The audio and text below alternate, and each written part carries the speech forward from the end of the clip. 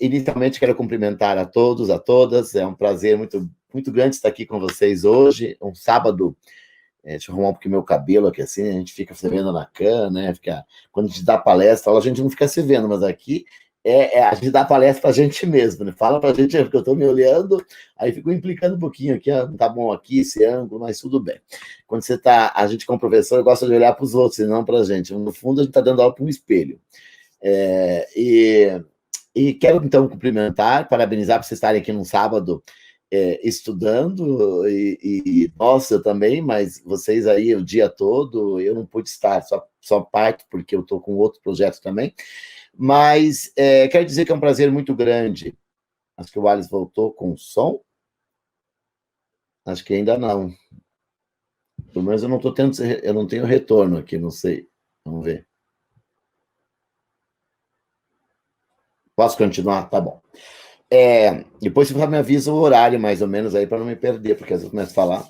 Bem, pessoal, fiquei muito feliz quando o Ademar me convidou para estar conversando com vocês de um tema que é minha praia, embora eu tenha atuado muito na formação de professores, tenho trabalhado muito com a questão comportamental do professor. Quem me conhece sabe que eu sempre fui chamado para falar de gestão educacional, porque eu tive a oportunidade de ter uma formação híbrida no início da minha carreira. Eu sou formado em administração, a primeira faculdade minha é administração, a minha segunda faculdade é matemática.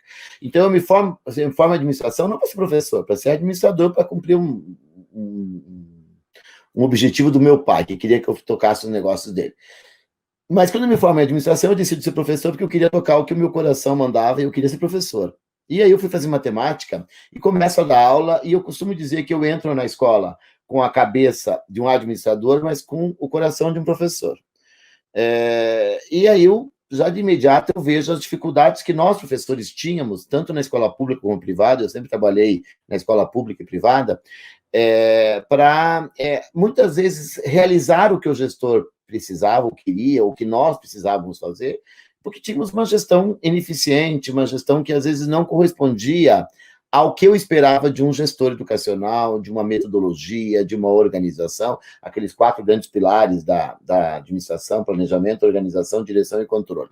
Eu até acho que nós tínhamos mais direção. O que é direção? Tinha um comando, principalmente quando eu comecei a trabalhar, que o regime era um pouquinho mais autocrático que hoje, tinha um comando: faça, faça, faça. Mas eu não via um planejamento na direção da escola, não via uma organização adequada. Às vezes começava uma matrícula, no ano seguinte o processo de matrícula reinventado totalmente, você não tinha sistematizado. Às vezes uma festa junina, que é uma questão, às vezes, que a escola poderia ter tudo organizado, e no ano seguinte, a partir dos erros que você cometeu na festa anterior, corrigir, arrumar, coisa. Às vezes ela não tinha nem isso. Coisas básicas, então, de sistematização, de organização, de distribuição de tarefas, de comunicação, não eram claras, e isso atrapalhava o meu trabalho como professor. Então, me frustrava um pouco também a gestão da escola, e aí eu via que o diretor da escola, o mesmo coordenador, agia com muito boa vontade, às vezes com bastante liderança, mas com pouca gestão. E eu quero justamente falar, a minha fala, ela passa por essas duas questões que a gente confunde muitas vezes: gestão e liderança, liderança e gestão. E eu atuo há 35 anos na educação, há 31 anos na gestão e na liderança, mas na gestão da escola. Fui diretor de escola pública, tive a oportunidade de, com 25 anos, ganhar um prêmio de melhor diretor do estado do Paraná das escolas públicas. Por quê? Porque eu consegui imprimir uma metodologia de gestão associada com uma liderança que eu tinha.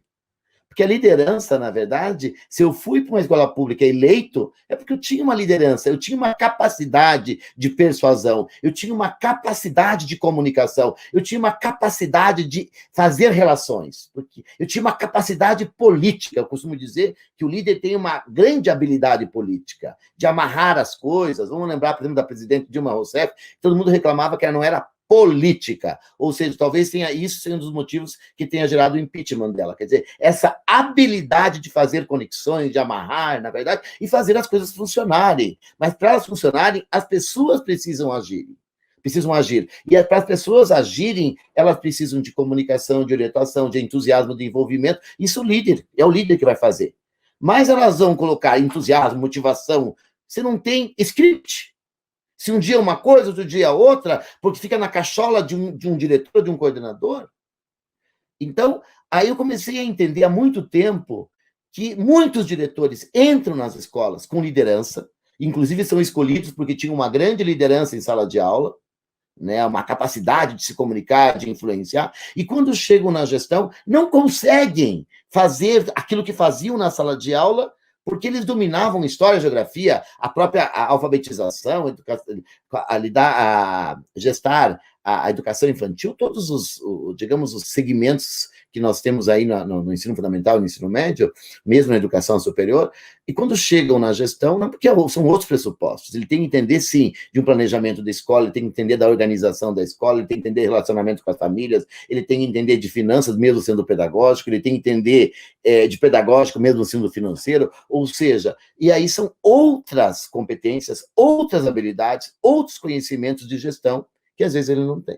Em contrapartida, eu vejo muitos gestores que não têm liderança, que dominam todas essas técnicas e que muitas vezes não conseguem se manter na organização ou se mantêm por outros fatores, mas não pela competência, porque não tem essa capacidade de mobilizar, de influenciar, de comunicar, de liderar.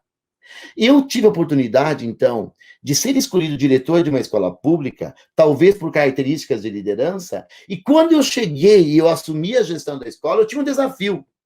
Porque como eu fui eleito, eu tinha um compromisso político, tinha, inclusive com compromissos com a plataforma eleitoral, eu cheguei e falei assim, e agora? Como que eu vou me manter se eu prometi tanta coisa?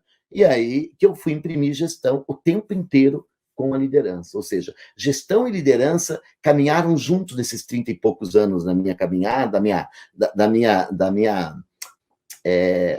rotina de gestor, do meu cotidiano de gestão, da minha carreira na educação, que são 30 anos de gestão, 31, portanto, eu quero, nessa tarde, conversar um pouquinho com vocês sobre alguns aspectos e como que a gente faz essa combinação entre gestão e liderança. Primeiro, então, diferenciando, deixando bem claro, as minhas pesquisas recentes são de liderança, as minhas publicações científicas são de liderança, meu doutorado, a minha tese é em liderança, e meu mestrado, a minha dissertação foi em cultura no ambiente educacional. Então, eu junto um pouco da questão acadêmica dos meus estudos com a questão prática. Lá eu fui diretor de escola pública, escola privada, fui diretor de mantenedora, tive a oportunidade de dirigir uma mantenedora, então entender, estudar marketing, finanças, tecnologia, administrativo, pedagógico, mas num olhar da mantenedora, né, diretor-geral de uma mantenedora de ensino, que tinha da educação infantil até o ensino superior, inclusive com sistema de ensino, e depois fui ser reitor universitário, uma universidade com lá, na época, 25 mil alunos, com a responsabilidade de fazer a gestão acadêmica estratégica, deixo bem claro, é uma acadêmica estratégica, foi essa a encomenda, e aí que pelo menos eu espero ter entregado, uma gestão acadêmica estratégica que precisava passar pelo financeiro, pelo administrativo, pelo tecnológico, e administrando aí 47 cursos de educação superior, desde a pedagogia, administração, engenharia, direito, medicina, cursos extremamente complexos, como, por exemplo, um curso de medicina, gestão um hospital universitário, essas coisas todas. Então, eu tive uma oportunidade ímpar nesses 31 anos de gestão e 35 de educação, de passar por todos esses setores, de viver esses setores, de viver diferentes segmentos, trabalhar na educação, no ensino fundamental, no ensino médio, ser professor de educação superior, professor de pós-graduação, e agora, atualmente, presidente do Instituto Casagrande, da Aliança Educacional, aí sim trabalhando a Aliança Educacional trabalhando na assessoria de instituições educacionais e o Instituto Casagrande trabalhando na formação de educadores e gestores. Então, um braço da empresa que eu presido, ela está ligada à formação de pessoas e outro braço à gestão da escola. Se pensar um pouquinho e juntar essas duas coisas, eu digo assim, ó, um braço está na liderança, porque envolve pessoas, e a gente tem que pôr alma, sentimento, emoção, e outro braço é da gestão que tem mais razão, né? Porque nós temos que ajudar as escolas na questão financeira, na questão mercadológica, na questão legal, na questão pedagógica e estrutural, inclusive, desde o projeto, desde a implantação de um curso superior, de um curso de educação básica, toda a parte legal. Ou seja, nós estamos com uma perna na gestão, outra perna na liderança. E aí, portanto, eu digo que aos meus 31 anos de gestão, foi sempre olhando para esses dois aspectos, gestão e liderança. Queria compartilhar com vocês aqui uma tela que eu preparei, algumas telas que eu preparei, e que eu acho que podem ajudar a gente a entender um pouquinho melhor, porque quem é visual prefere, né, às vezes olhar para uma tela, fica mais claro, mais ilustrativo. E veja que eu escolhi, na verdade, de propósito, aí um trevo, né, de 4 folhas, um trevo verde, que é a cor do trevo original, mas também a cor da esperança. E eu não sei se está dando certo, acho que a compartilhamento de tela, mas acredito que sim. Qualquer coisa me dá um toque aqui. Que quando a gente compartilha a tela, eu não estou me vendo mais, então eu não sei se tem alguma interferência, tem que me avisar. Porque eu já fiz uma palestra um dia que eu fiquei compartilhando tela, falando, tinha caído a conexão, eu não tinha percebido, e quando eu voltei, o evento já estava em outra fase, tentaram me avisar que tinha caído minha conexão, e eu não estava vendo a internet, e, portanto, fiquei falando. Mas agora, hoje, eu estou um pouquinho mais precavido. Eu tenho um outro notebook aqui assim, que eu estou vendo pelo YouTube, que tem um delay, né, não é no mesmo. Agora acabou de entrar a tela, que é o que vocês estão vendo, mas eu já falei isso há um bom tempo. Mas, resumindo, então, eu tenho aí gestão e liderança, e eu resumi, então, para fazer uma coisa bem didática, eu peguei 4 áreas, que principalmente as pequenas e médias escolas estão, na verdade, hoje debruçadas em cima, porque são áreas que estão sendo muito impactadas nesse momento com a Covid, e sempre foram, mas eu acho que, em especial, esse momento, nós estamos sofrendo muito, e eu queria, então, pegar esse tempo dessa tarde para falar dessas 4 áreas de forma, talvez, dando um pouco mais de destaque e não menosprezando as outras áreas, mas eu queria dizer que essas áreas, elas precisam de uma atenção especial, que é a área de marketing, a área de finanças, a área pedagógica e por fim, a área de pessoas. Então, e por que eu escolhi? Porque, primeiro, marketing, nós estamos aí no momento de captação, de retenção de alunos, né, no segundo semestre, nós nunca imaginaríamos que estaríamos captando alunos em com atividades remotas. Depois, finanças, não preciso nem dizer porquê, né, com uma crise econômica que está aí, no Brasil e no mundo, e mais uma crise particular no nosso segmento.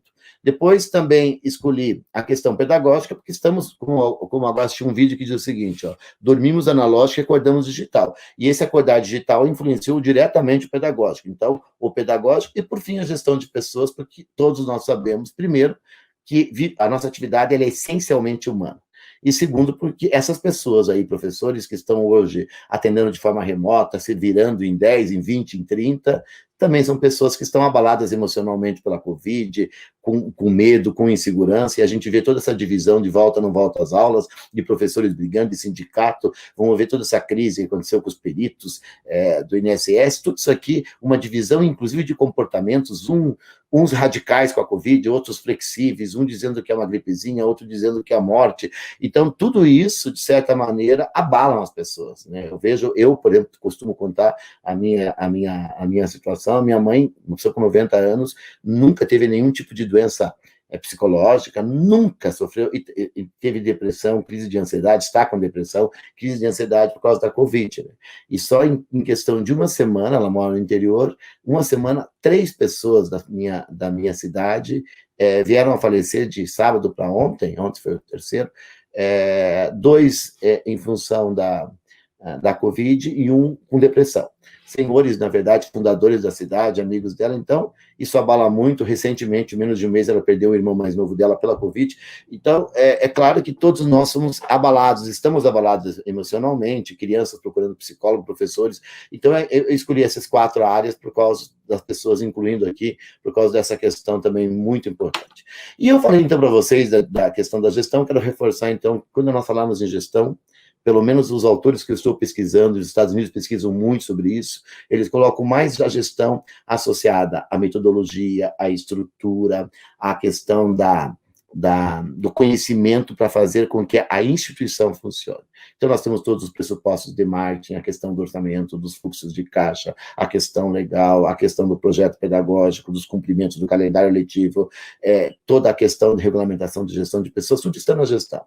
E aí, quando a gente fala em gestão, e eu coloquei a cor azul para dar uma questão, talvez, de harmonia, né, entre os setores, eu acho fundamental a gente falar da importância que nós, quando falamos em gestão, da gestão profissional.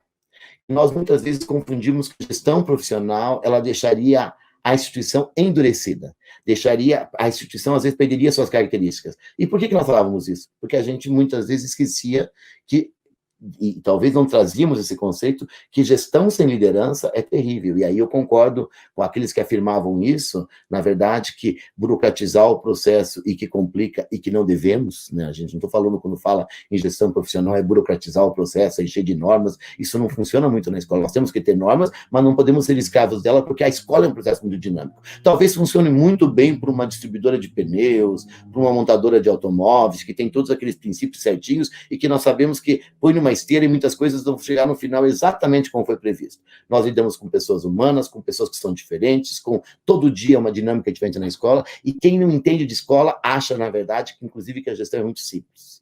Quando a gente vai ver na escola, ela é extremamente complexa, porque os padrões que a gente quer, aquilo que está no manual, eles são muito mais complexos, muito mais difíceis. É que tem uma pesquisa na área de humana e uma pesquisa, eu sou pesquisador na área de humana e a minha cunhada é pesquisadora na área de veterinária.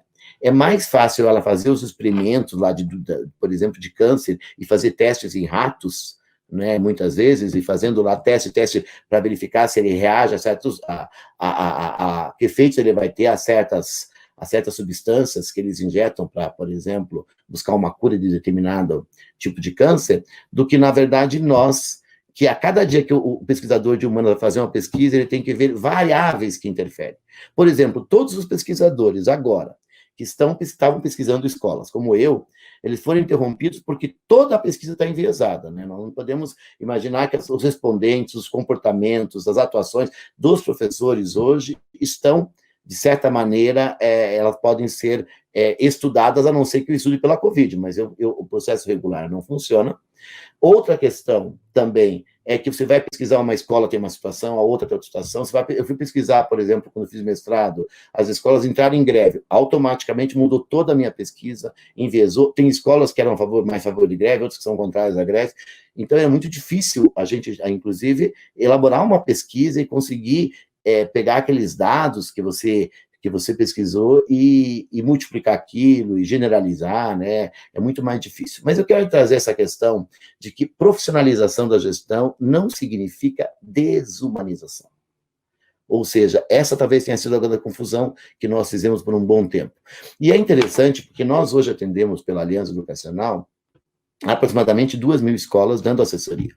Então, a gente trabalha dando assessoria, pequenas e médias escolas, orientando essas escolas, e a gente faz pesquisas para ver como que está o índice de profissionalização dessas escolas. E vocês deem uma olhadinha nesse gráfico aqui, assim, ó, que nós, por um número de escolas que nós pesquisamos, nós chegamos, na verdade, a um índice de 5,5.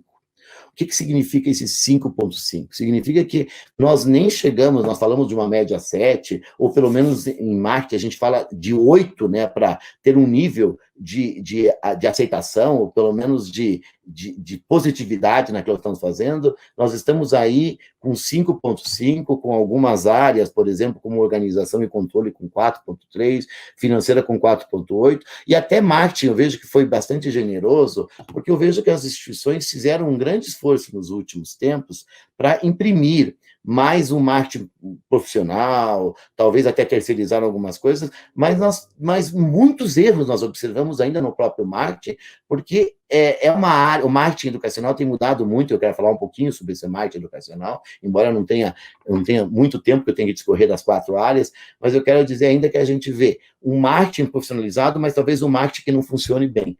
O pessoal talvez foi pegar um modelo do marketing educacional, como começou, e o marketing educacional, eu sou um dos...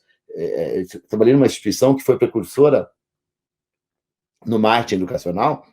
Então, eu, com 20 e poucos anos, discutia com agência de publicidade, com agência de comunicação, fazia pesquisa. Eu tive a oportunidade de trabalhar numa instituição, e posso até citar o nome dela, a instituição que é o Grupo PET, em que o presidente tinha uma visão de marketing em 1990, 91, 92.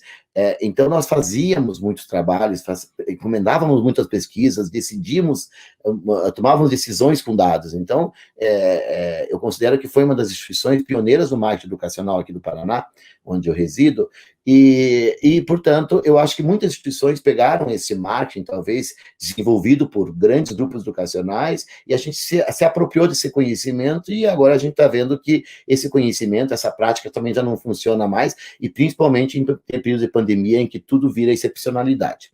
Pois bem, então eu quero dizer que quando a gente fala em gestão, a gente vai olhar para a profissionalização, quando a gente fala em liderança, eu gosto de trabalhar, eu trabalho muito com esse ditado que eu costumo dizer. O século XX, na verdade, a gente tinha um ditado que dizia: o segredo é a alma do negócio. E o século XXI, a gente fala que a alma é o segredo do negócio. O que isso quer dizer? Quer dizer que a liderança imprime alma, imprime essa capacidade de a gente se colocar no lugar dos outros, com a empatia, com essa capacidade de tocar no coração das pessoas. E quando eu digo pessoas, é tocar no coração do pai, do meu próprio, da sociedade, do professor, do funcionário, na verdade. É por a alma. Eu lembro de um outro líder que eu trabalhei muito tempo, que hoje é senador do Paraná, que é o professor Euvício Guimarães, que foi fundador do Grupo Positivo, presidente do Grupo Positivo, fui assessor dele, fui pró-reitor universitário na Positivo, na universidade, e eu lembro muito que ele falava disso de alma. E ele é uma pessoa esplêndida, fantástica, e ele falava muito dessa questão da alma, de pôr a alma. E ele dizia assim: olha, Renato Casagrande, veja, nós construímos aqui um campus maravilhoso, nós construímos, temos uma estrutura, nós tínhamos lá não sei quantos auditórios, laboratórios, teatro, todo quem conhece sabe que é um campus magnífico, que hoje pertence à Universidade do Cruzeiro do Sul, que é positivo também, mas é do Grupo Cruzeiro do Sul, que é magnífico aquele campus, e ele diz o seguinte: mas olha, um pró-reitor acadêmico precisa pôr alma. Então eu tinha esse compromisso de levar alma, e ele me emprestava a dele muitas vezes, porque ele, quando chegava no campus, a alma dele inspirava todos nós. Isso é liderança, né? A capacidade que a nossa alma toque na alma dos outros, e assim, portanto, é o encontro de almas. Pois bem, eu falei de gestão e liderança, e agora, rapidamente, eu quero falar dessas 4 áreas, com foco na gestão e na liderança, começando pelo marketing. Então, eu coloquei a gestão, a cor azul, a liderança eu coloquei o trevo cor vermelha, por causa da emoção, e eu quero falar um pouquinho o que é o marketing na gestão. Então, quando a gente fala em marketing na gestão, a gente pensa na hora em captação e retenção. Principalmente agora, né? Todo mundo está em campanha no mês de outubro, está captando e também está preocupado com a retenção, principalmente com a pandemia agora, né? Com esse novo ensino, os pais estão avaliando, será que vamos perder, não vamos perder aluno? Então, quando a gente olha para o marketing em termos de gestão, a gente vai, eu gosto dessa tela que o Ronaldo Hofmeister, que é o diretor de marketing da Aliança, e é um dos nossos heads de marketing, que trabalha com nossas escolas, né? Ele trabalha muito com esse funil de matrícula. Então, a gestão olha para esse funil de matrícula: interesse, contrato, visita, preparar a escola, organizar. Ele vai poder ter oportunidade de falar no nosso congresso de gestão promovido pelo Instituto, pela Aliança. Ele vai poder explicar melhor, mas eu só estou colocando isso aqui para explicar para vocês que a gestão ela está olhando o tempo inteiro, né? Atrair, converter, agendar, conquistar. E aí, quando ela fala encantar, muitas vezes o marketing falava daquele encantamento até superficial. Eu gosto de contar uma história, gente, eu tenho que ver meu tempo aqui, mas eu gosto de contar uma história de uma escola que eu trabalhei, e que delegou para o marketing, toda a equipe da direção delegou para o marketing o tal do endomarketing, né, que é o marketing interno, o marketing dos colaboradores. E eu entrei nessa escola no mês de fevereiro de 1990, e eu tinha vindo recém para Curitiba, eu era novato em Curitiba, foi a primeira escola que eu fui trabalhar, e eu lembro que eu estava começando aquele encantamento com a escola, nos meus 20 e poucos anos, aquele começo de vida, aquela euforia, né, cheio de aulas, e eu comecei naquela escola e fui conhecendo a escola. E eu faço aniversário no dia 28 de abril. E eu nunca vou esquecer que 28 de abril de 1990, foi a primeira vez que eu recebi uma cesta de café na minha casa. Hoje até é meio brega, meio demodê mandar cesta de café, né? Mas naquela época, não sei se vocês lembram, com os mais antigos, que a gente recebia, até vinha a xícara, vinha a geleinha, e era tudo novidade. Era novidade, até aquelas pequenas geleias, a gente não tinha, não comprava isso. Então, não sei, era uma coisa assim, eu lembro que às 6 da manhã tocou o interfone do meu apartamento, e eu fiquei surpreso porque eu abro aquela cesta com um cartão lindo escrito pela diretora, com aquela caneca, com geleia, com frutas, meu Deus, acho que foi um café assim inesquecível naquele momento que eu peguei, me dei o direito, ainda bem que chegou bem cedo, eu acordei mais cedo, eu acordava acho que 6h30, acordei às 15 para 6 para pegar aquela cesta, tomei meu café, e eu tinha aula naquele colégio, gente, eu fui tão animado, tão feliz, o cartão da diretora, escrito à mão, que coisa linda, né? Que emoção que eu tive. E aí eu fui para a escola, assim, sabe, aquele dia do aniversário, que é o dia da gente, todo mundo sabe que é aniversário, parece que todo mundo está fazendo aniversário naquele mesmo dia, porque era um dia diferente, né? Todo mundo tem esse sentimento do que é o aniversário. A gente fica, parece, cutucando, meu aniversário, meu aniversário. Hoje, nas redes sociais, até perdeu um pouquinho a graça, porque ficou muito plastificado, mas o gostoso é quando as pessoas lembravam do aniversário da gente, quando menos esperava, né? Que as pessoas tinham uma agendinha de aniversário, anotado lá na mão, num caderninho. Pois bem, eu cheguei na escola, assim, esperando, ai, meu Deus do céu, né? Todo mundo vai me cumprimentar, diretora, e eu entrei, nunca vi, subi uma escadinha 3 degraus, e subi no corredor da sala dos professores e passava na frente da sala da diretora. E a diretora encontrou comigo e já encontrou dando um comando. Olha, nós vamos ter tal coisa. E era semana de provas, 28 de abril, aquela coisa. E todo mundo preocupado com a prova, e roda lá envelopes com prova, né? Porque as provas vinham pronto. E eu pensei, bem, é por causa das provas, daqui a pouco eles vão lembrar que é meu aniversário. É só por causa das provas que eles estão assim, né? E daí chegou na hora, a gente dava 3 provas e ficava corrigindo até as 10, até o meio-dia. E eu pensei, vai ter um bom tempo, até ter um bolinho, alguma coisa. E 10 e pouco a diretora vem, dá comando, não sei o que lá, vai, papapá, papapá. Resumindo, 12h15 eu saí da escola, ninguém lembrou que era meu aniversário. E aí eu fui me tocar uma coisa. Esse cartão que essa diretora tinha escrito para mim, ela escreveu lá no mês de janeiro, lá no mês de fevereiro. Ela escreveu para todos. Ou seja, ela executou uma peça de marketing. E aí ela queria me encantar. E naquela época, ela me desencantou. E a escola, na verdade, em vez de me chamar para eu pertencer para a escola, eu resolvi despertencer, se existe severo. Não queria pertencer mais. Porque o pertencimento não é a cesta. O pertencimento não é a cesta e nem o cartão impresso. O pertencimento é se você coloca a tua alma naquela cesta. E eu tenho que perceber essa alma na cesta de café. Ela tem que estar impressa na caneca. Tem que estar impressa no mamãozinho e na geleia. E eu achei que estava. E rapidamente me desiludi. E eu sempre fui um crítico desse endomarketing, das coisas forçadas, plastificadas, isso não funciona. E talvez funcionou muito tempo que as pessoas não conheciam, porque era novidade. Mas é plástico demais. E a nossa geração, ainda bem que ela é mais autêntica. Por mais que a gente possa usar Photoshop para postar foto na coisa, mas nós, na verdade, queremos relacionamentos, queremos ser tratados, na verdade, com a nossa essência. Por mais que exista uma plastificação, mas, na verdade, a geração hoje ela é mais autêntica. Então, aí todos os movimentos dos negros, dos gays, dos índios, com a autenticidade da inclusão, de me respeite. Então, essa questão, então, quando o marketing olhava muito para a gestão e não olhava para essa liderança, para essa capacidade de envolver, acontecia isso. Uma outra questão do marketing, que é muito importante quando fala da retenção, é esse dado aqui. 5% de perda de alunos pode oscilar, na verdade, a rentabilidade de um negócio educacional de 25% a 85%. Eu não tenho tempo para demonstrar isso para vocês, mas prometo que, em outra oportunidade, se vocês participarem até do nosso congresso, a gente vou trabalhar com vocês essa questão de 25% a 85%, ou seja, uma oscilação de rentabilidade numa escola. A partir de 5% de perda de alunos. E é muito simples perder 5% de perda de alunos. Então, vejam, quando a gente vai entender por que as escolas muitas estão em vermelho. Ontem mesmo, o rapaz que fez a minha barba, ele dizia o seguinte, que a escola do filho dele fechou, uma escola tradicional, ele viu um susto, eu conheci o nome da escola, e foi uma das escolas que fechou aqui em Curitiba. Hoje eu estava assistindo no jornal aqui, um grande buffet chamado Ilha do Mel, que é famosíssimo aqui, fechando as portas, essas coisas todas, então dá uma dor muito grande, mas na escola eu consigo entender um pouquinho mais, porque às vezes ela não perdeu tantos alunos, mas ela perdeu aqueles alunos que davam lucro para ela, a rentabilidade, porque a rentabilidade não está no número de alunos, está no número de alunos que você tem por turma em excesso.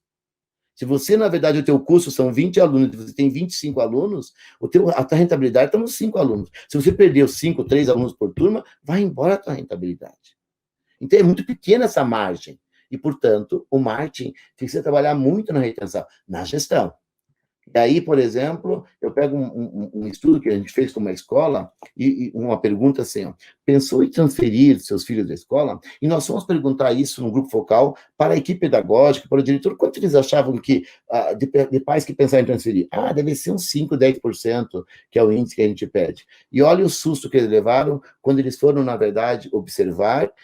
478 pais responderam, a escola tem 700 alunos, e 50% dos pais já tinham pensado em transferir o seu filho da escola. Vejam, e o marketing tem que fazer isso, o marketing tem que trazer essa informação. Isso é marketing. Olha que a retenção é um marketing, na verdade, quantificado, é um marketing com dados, é um marketing pesquisado, é um marketing científico. E aí, o marketing dá um grito, olha, atuar sem dispor de informação é perigoso. Eu comecei na gestão assim, o diretor agia pela cachola. Só que daí, de repente, nós temos a informação, mas muitas e muitas vezes temos a informação errada. Eu fui, por exemplo, trabalhar numa outra escola, dar uma assessoria, e aí, um dos problemas que a irmã, que era a diretora da escola, colocava para nós, era de que ela estava um pouco assustada com a perda de alunos do 9º ano para o ensino médio. E nós sabemos que as escolas que não são tradicionais em ter um cursinho em preparatório para o vestibular, acabam perdendo muitos alunos. As escolas confissionais perdem muitos alunos do 9º ano para o ensino médio, ou então do segundo para o 3º ano do ensino médio. Muitas escolas, inclusive, não querem implantar ensino médio, porque sabem que vão perder muitos alunos e que, às vezes, em muitos casos, ele é deficitário. Mas a irmã, na verdade, conversava com a equipe dizia, não, irmã, não se preocupe, porque todas as escolas pedem. Então, a irmã tinha essa premissa de que era normal ela começar um ensino médio com 17, 20 alunos, porque todas as escolas pediam. Aí nós fomos buscar uma informação. Quem são seus concorrentes? Mas não os concorrentes que têm o cursinho para pré-vestibular. Quem são os concorrentes que são escolas como vocês? Vamos estudar esses concorrentes, escolas que também não são tradicionais em aprovar no vestibular, que tem aqueles cursinhos preparatórios, são aquelas escolas, as escolas confissionais se enquadram muito nisso, né? Tem escolas, por exemplo, que a história delas começou pelo cursinho, depois que elas implantaram todo o ciclo de educação básica, mas nós fomos pesquisar essas escolas, e olha o que nós observamos aqui, eu gosto de comentar isso aqui, nós observamos, meus amigos, isso que foi no Rio de Janeiro, e dá para citar, porque esse dado é público, mas isso faz muito tempo já. Faz uns 2, 3 anos, que escolas, por exemplo, quando eu cito as escolas aqui, é porque esses dados todo mundo tem acesso, gente. Então, hoje que a gente apresenta dados da escola, como que apresenta o dado de uma escola X? Esses dados são do censo, portanto, a única que tem que fazer é trabalhar com eles estão todos disponíveis. Então, uma gestão de uma escola, uma gestão de marketing tem que fazer isso. Às vezes a gente não tem, mas tem que achar uma forma de ter essa informação, se nós não temos equipe suficiente na escola. Mas veja bem que nós vimos que o colégio que nós pesquisávamos era o colégio que tinha mais dificuldade de reter os alunos. O Colégio Britânica, a Carolina Patrício, o Colégio MOP, Suíço Brasileiro, eram escolas, na verdade, que na época retinham mais alunos. E esse colégio que nós pesquisávamos, de cada 100 alunos, 28 ficavam na escola. E aí foram ver, na verdade, que dos concorrentes era o que tinha o menor índice. O que significa isso, na verdade? Eles atuavam com uma informação errada. E isso é desastroso. Por quê? Porque a decisão que a irmã e a sua equipe tomavam era uma decisão calcada numa informação errada, era um desastre. Porque às vezes gastavam investiam no marketing errado. E aí nós temos, por último, dispor de informação inovatória é trágico. É outro problema, quer dizer, a informação está aí, como eu falei para vocês, essa informação, se você não tem, o teu concorrente tem, ou pode ter, e você não tem, e aí você tem informação, mas não atua. Então, a gestão do marketing passa por isso, passa em reunir informações, sistematizar informações e passar a ajudar o gestor, pode ser pedagógico, pode ser mantenedor, a tomar decisões. Pois bem, quando eu falo em marketing, gestão, eu falo tudo isso, essa junção de informações, de metodologia. Quando eu falo em liderança de marketing, aí eu vou para um outro campo. Aí eu vou para o campo pessoal, da atitude do gestor. E aí eu quero lembrar de um pensamento do Seth Godin que diz o seguinte: Para ser visto, é preciso aprender a enxergar. Então, eu acho que se nós realmente temos um marketing e queremos ser vistos, o primeiro passo é nós enxergarmos o nosso aluno, o nosso pai, o seu comportamento, mas não é mais simplesmente fazer uma pesquisa, gente. Esse talvez seja o nosso errinho de marketing. A gente antigamente fazia uma pesquisa, fazia um grupo focal, analisava aquilo lá e tomava uma decisão. Hoje vai além. Eu preciso ir além da pesquisa. Eu preciso espremer os dados para que emocionalmente eles confessem. Porque os dados puros, eles me apresentam apenas o lado racional de uma informação. Mas eu tenho um lado emocional por trás daquilo. E o marketing do século XXI, o marketing da gestão escolar, o marketing da pós-pandemia, é o marketing emocional. Então, está aqui, ó. Eu separei no marketing educacional alguns pilares, que eu acho, algumas premissas desse marketing, que eu acho fundamental. Um deles é a criatividade. Eu acho, muitas e muitas vezes, o marketing pobre em criatividade. E a criatividade, gente, não é aquela criatividade de pintar de vermelho, azul, amarelo, ou fazer... É a criatividade de resolução de problemas. Eu vejo muito pouca pesquisa em criatividade para resolver problemas. Um dos problemas é a rematrícula, outro problema é a matrícula. Criatividade. O marketing tem que ser o poço de criatividade da escola. Então, esse é um ponto que eu acho fundamental. Tem, por exemplo, uma frase que acho que conheci de vocês: pessoas criativas e comprometidas são capazes de mudar o mundo. Eu sei porque eu, na própria pandemia, na organização que nós dirigimos, o Instituto Casa Grande, aliás, precisou de muita criatividade nossa, e graças a Deus nós conseguimos nos reinventar nessa pandemia. A nossa instituição cresceu mais que o dobro depois do mês de março. Por quê? Porque a gente imprimiu criatividade. E aí eu não vou poder entrar, esses dias até fiz uma live com o CIESP, que é o Sindicato das Escolas Particulares de São Paulo, sobre criatividade, com uma pesquisadora em criatividade, para discutir isso, porque eu acho fundamental. Então, um dos pontos que eu acho que tem que ressaltar, eu estou apenas gerando alguns insights com a palestra, a gente não pode ir muito além disso, mas a criatividade é um dos pontos fundamentais aí. Outro ponto é a conexão. O marketing da conexão, conectar com as pessoas, envolver as pessoas, e aí as redes sociais possibilitam, mas muitas pessoas publicam nas redes sociais, mas não conseguem se conectar.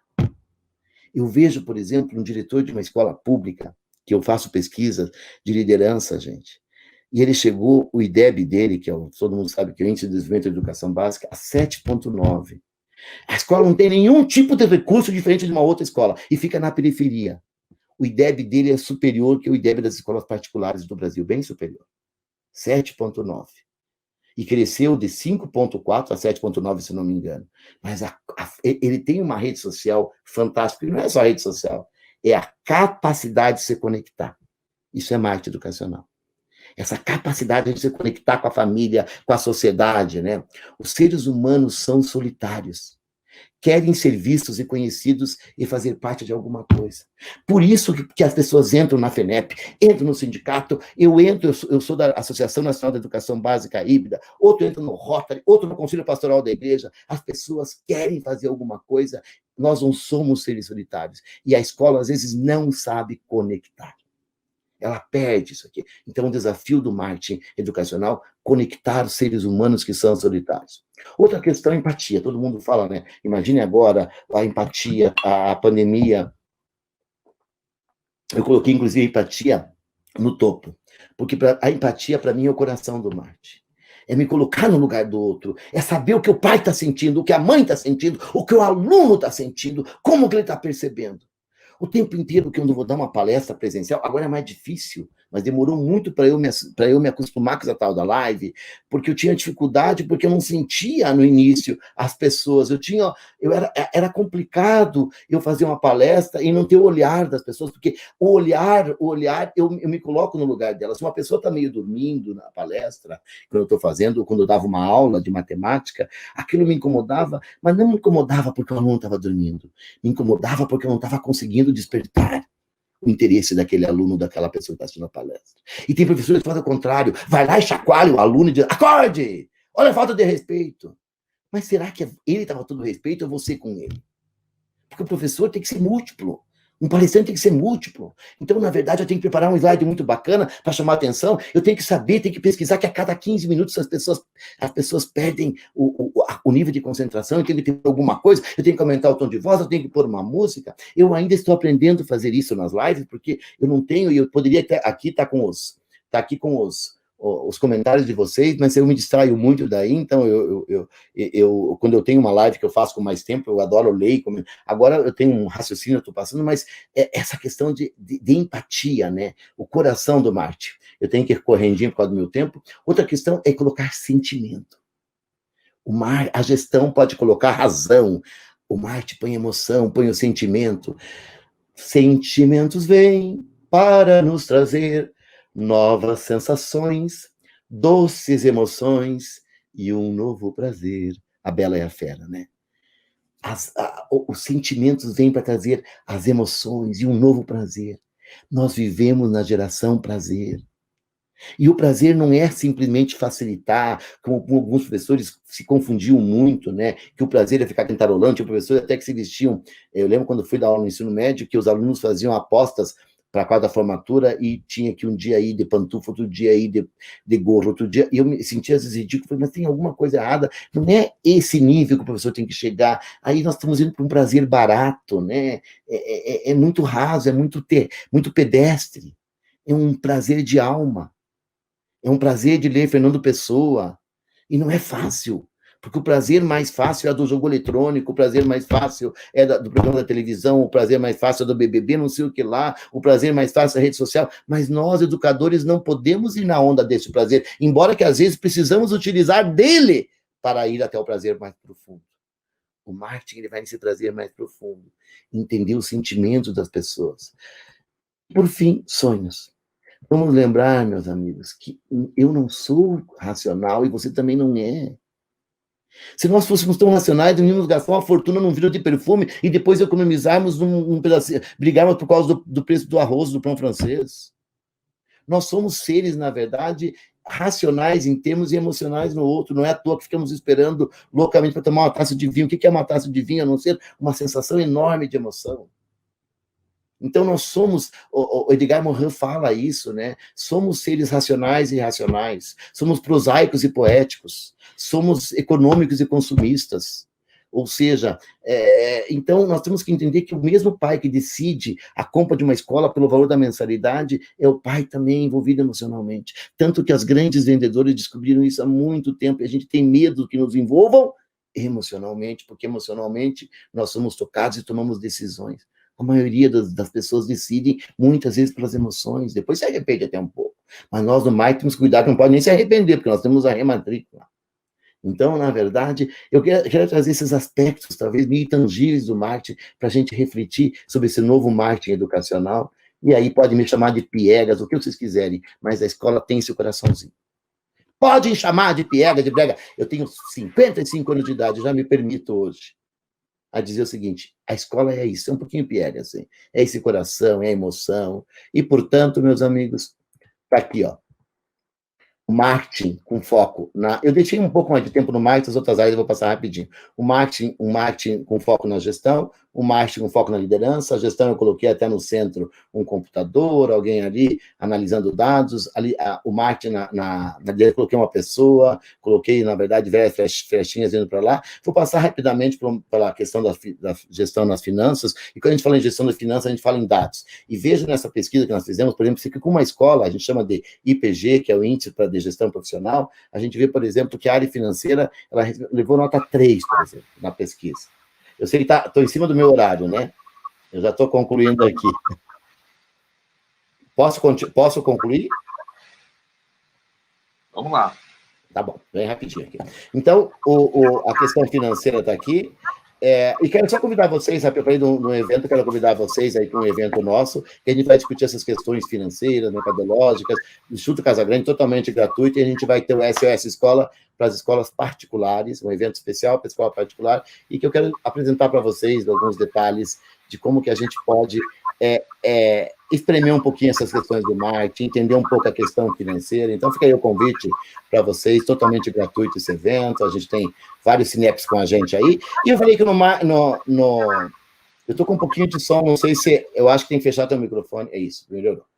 E aí eu acho que a questão da gestão está associada a esse equilíbrio entre receita e despesa, a colocar uma lupa e verificar cada um dos indicadores que nós temos comparados com o mercado. E quando a gente chega em liderança de finanças, eu diria que a gente poderia passar por 2 aspectos. Primeiro, aprender a ser mais transparente, porque acho que a gente deve muito, fui professor de escola e depois fui diretor, e eu acho que um dos grandes saltos que eu aprendi a dar é quando eu fui muito mais transparente nas questões financeiras e dei mais empoderamento para as pessoas tomarem decisões. Fica uma dica para vocês, eu estou em cima do meu horário, não posso aprofundar esse tema, e vou rapidamente falar então que aqui está as finanças na gestão e liderança. Quando eu chegar no pedagógico, vocês discutiram isso, e estão discutindo todo o congresso, eu acho que o grande desafio na gestão pedagógica é a gestão da mudança, é essa introdução das novas tecnologias, é esse encaixe das novas tecnologias, das novas metodologias, é trazer, a gente chegar e implantar essa educação 4.0 sem ter vivido